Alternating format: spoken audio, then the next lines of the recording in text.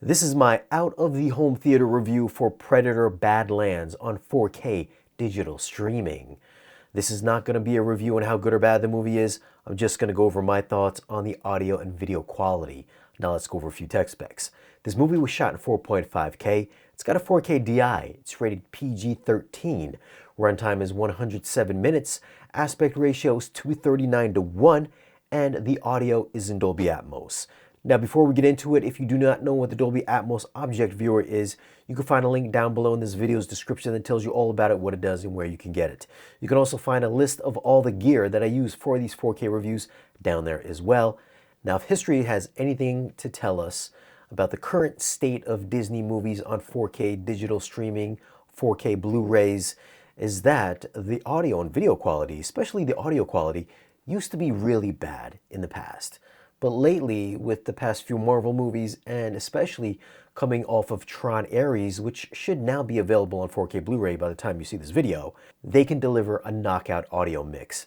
So I'm thinking that somebody over in Disney must be watching someone's AV reviews and telling their audio mixers or whoever's transferring the audio or the film over to physical media, they got to step up their game, because we've been getting hammered on our audio scores because we've been delivering some really bad audio mixes. So let's up this up for 2026.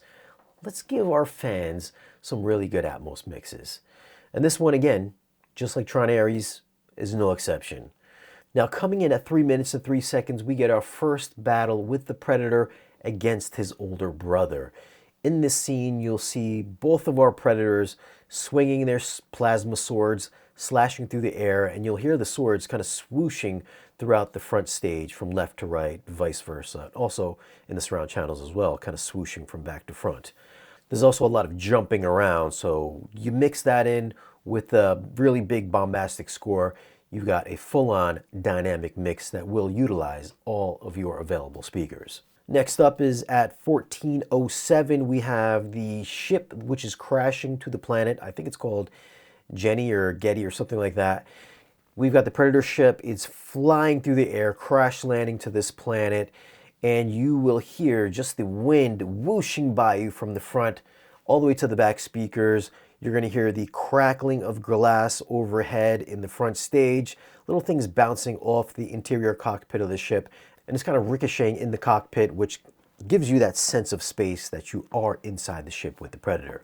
Once the Predator gets on the planet, at around 18 minutes, 19 seconds, we have our battle with these killer vines, which you can hear the vine tentacles coming from behind you, kind of swooshing overhead around 360 degrees, just looping all around the soundstage, which is a really immersive effect. We have another scene that takes place at around 22 minutes 56 seconds. We have Toruk Maktow flying overhead, dropping rocks from the sky, which you'll hear coming from above you, landing on the ground, and then you'll hear these plants shooting spikes, which blow past you all throughout the lower bed channels, which is a really cool effect, and again, a really immersive sounding scene. Next up, at around 30 minutes, 36 seconds, we always have to have some sort of a rainy scene in all of these movies. This one, again, is no exception.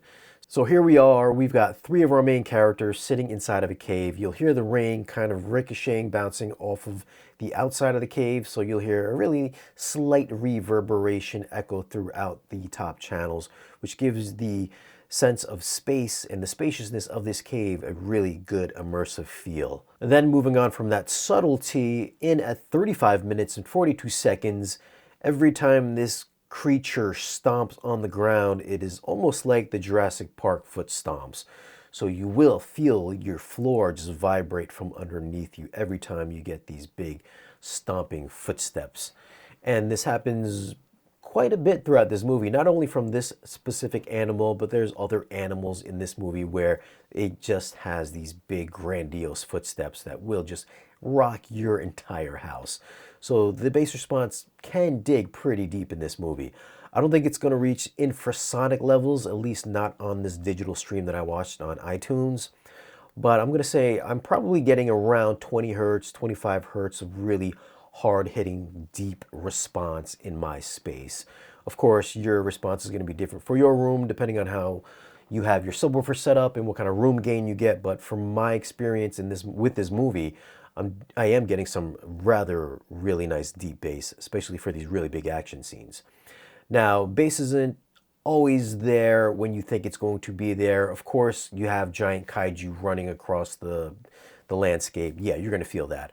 But then I did feel like some of the soundtrack, some of the music, there are some musical beats in this where it almost feels like there should be bass. Maybe there was bass at some point in time and they just truncated it or what. I don't know what happened to it. It's really kind of in the mid to high frequency, which did feel a little bit off, especially during some of these kind of bigger scenes. So action scenes did sound really great. Again, the foot stomps really good. The plane crashing to the planet, excellent bass response, really deep, really hard hitting, especially from some of the explosions. Just really good overall, fantastic sounding bass. Not as good as Tron Ares. If Tron Ares is a 10 for bass, I would say this is probably around an 8.5 for bass. So not quite as deep, not quite as tactile feeling, but still overall really good, especially coming from some of the action movies that we've seen in 2025. Now, as far as video quality, this movie was shot digitally in 4.5K, and despite it being shot digitally, it does have that slight digital look to it, but again, I'm sure they added some film emulation to it because we are not getting a 4K digital crispy picture. There is some slight softness to it, but still the detail on this looks really great. So we can see here, this is kind of a divisive thing amongst the fans, is that the Predator doesn't look as good as he did in the original movie. Well, that's kind of explained in the movie, but they did have a good mixture of, I think, practical makeup effects on our main Predator character, blended in with some CG effects, which you can sort of tell here just how smooth and detailed that the facial structure on the Predator's face is here. Still, you can see all the different gradations and color gradations in his skin, all the little marks, the detail on his shoulder pad. It looks like there might be some letters or something, or some kind of design etched in his shoulder pad there. Also, his skin just looks fantastic as well as all the wrinkles and stuff in his forehead.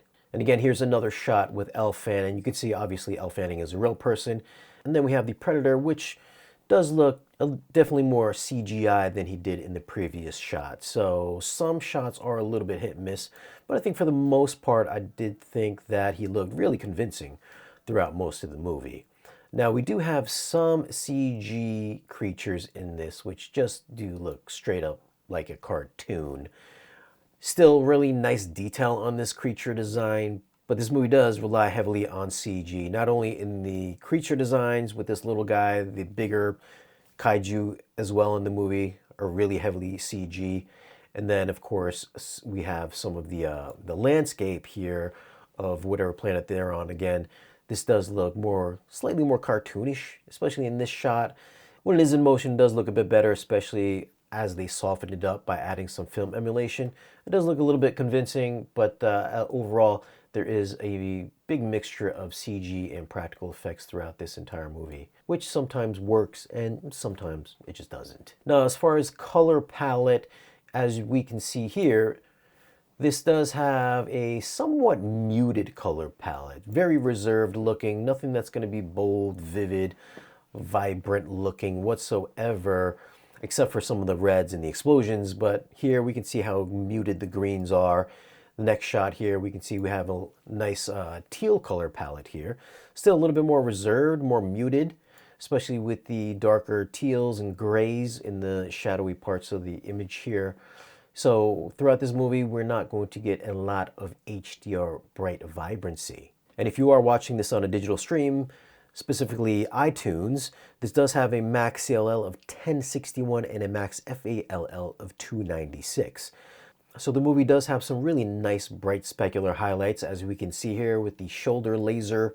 And then we have the nice sunset in the background here. And then again, we do have a bunch of explosions in this, and you can see just how bright the reds get. They are probably the most vivid parts of this movie, is just the reds and the lights, explosions, things like that. So the specular highlights do have some really nice pop to them. Now, as far as black levels, I did find that they leaned more on the darker gray side rather than really deep inky blacks.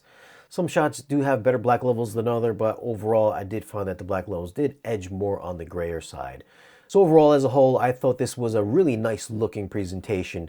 It's not going to be 4K crispy, as I said earlier, so there is a slight softness to it, slight layer of digital grain. Detail still, again, fantastic. HDR was good, nothing that's going to blow your mind. It does have an overall somewhat brightish picture. Still muted colors. Blacks did lean a little bit more on the gray side. But again, as a whole, I thought it was a really great presentation and looked exactly what it looked like when I saw it at my local Dolby Cinema. I'm gonna go with a 9.1 for video quality. Audio quality wise, Disney's been doing their thing recently. Tron Ares, now we're going over to Predator Badlands. This is a full-on dynamic mix. If you have a bunch of speakers, I've got 28 channels, and every single one of them is being lit up with dynamic objects traversing every speaker. So this is, again, a full-on dynamic mix. So this will scale to any number of your speaker configurations at your homes. Solid bass response in this, not quite as good as Tron Ares, still enough to pummel you if you have some capable subwoofers. And the detail within the soundstage for a digital stream sound really good. I did have to crank the volume up to maybe about a -13 on my volume control to get it up to par to, let's say, something like Interstellar. So you will have to crank your volume. So it can struggle a bit for these digital streams, but once you get the volume turned up, it will give you a very satisfying, detailed, rich soundstage, which I'm sure is going to sound a lot better once it comes on physical media. So for audio quality, I'm going to go with a 9.6 for audio. A great overall home theater experience as a whole. So what are your thoughts on Predator Badlands? Have you seen it? And what is your take on this new Predator? Do you like it? Do you like the two previous installments of this new Predator trilogy? Which one did you like better? Leave your comments down below and let me know. Now, if you do want to pick up this movie, I will leave some links for it down below in this video's description. As always, thanks for watching. If you want, you can follow me on social media. And if you want to support the channel and get exclusive content or great discounts on audio and video gear, then stop by my Patreon page. Be sure to like this video if you found it useful and subscribe if you haven't already. And I'll catch you again in the next video.